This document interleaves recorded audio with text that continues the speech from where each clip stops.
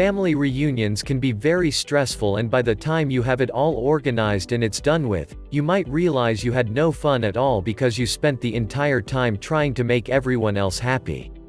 Sure, you will have great pictures and everyone will say, "What a great reunion," but you should be a part of the reunion as well as just the organizer.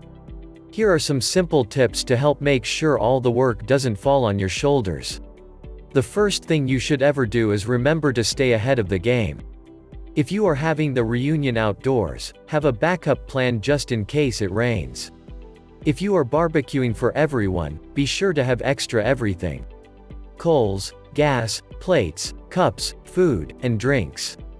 Even if nobody likes your barbecued salmon, you will have plenty for yourself later on. Make sure you have people to help you clean also. Even a small family can annihilate a park with trash. Don't organize the entire thing by yourself. Many people do this and it can really ruin the experience for them.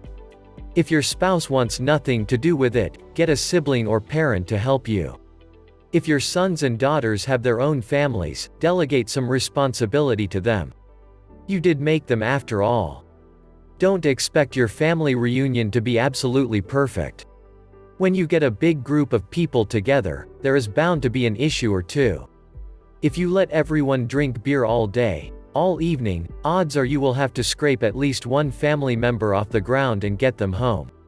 People are unpredictable, so as long as you remember that, when something weird happens, you can laugh and try to resolve it easily.